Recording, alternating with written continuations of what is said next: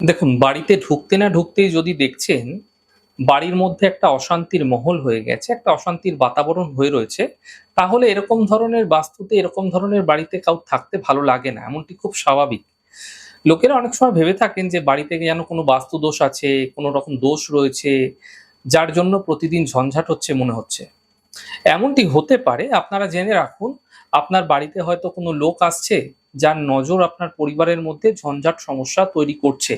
তা পরিবারের যারা লোক রয়েছে না, পরিবারের যারা মানুষ রয়েছে, ফ্যামিলি মেম্বার যারা রয়েছে, তার প্রত্যেকের সঙ্গে প্রত্যেকের একটা সম্পর্কের অবনতি ঘটছে আপনি দেখতে পাচ্ছেন।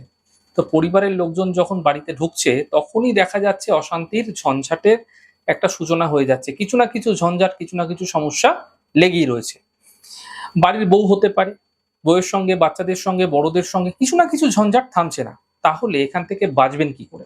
দেখুন, আপনাদেরকে আমি একটা উপায় বলে রাখি। এটা করলে আপনারা দেখবেন আপনাদের বাড়িতে কিন্তু এরকম ধরনের ঝঞ্ঝাট যেগুলি চলে আসছে, সহজে প্রবেশ করবে না। কিছু না কিছু ঝঞ্ঝাট যেগুলো চলছে সেগুলো দেখবেন স্টপ হয়ে যাচ্ছে। কারণ দেখুন, নেগেটিভ এনার্জি আমাদের বাড়ির চারদিকে ছড়িয়ে থাকে। আপনারা এখান থেকে বাঁচার চেষ্টা করুন। কিভাবে বাঁচবেন সেটা আমি জানাচ্ছি। একটা সাদা ছোট্ট চন্দন কাঠ নেবেন। চন্দন কাঠ নিয়ে লাল সুতো দিয়ে ভালো করে আপনারা চন্দন কাঠটি বেঁধে নেবেন। চন্দন কাঠটি পুরো বেঁধে নেবেন। চন্দন কাঠটি যেন দেখা না যায়। এরপর সদর দরজা আছে না আপনার? আপনার যে মুখ্য দরজা আছে তার ভেতর দিক থেকে, আপনার বাড়ির ভেতর দিক থেকে ওপর দিকে ঝুলিয়ে রাখুন গোপনে।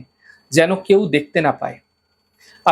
আপনারা নিজেরা বেশ কিছুদিন পর থেকেই রিয়ালাইজ করবেন যে কোনো রকম যে অশান্তিগুলো ক্রমশ চলছিল, হঠাৎ করে ঝঞ্ঝাট লেগে যাচ্ছিল, সেগুলো ধীরে ধীরে প্রশমিত হতে দেখতে পাবেন।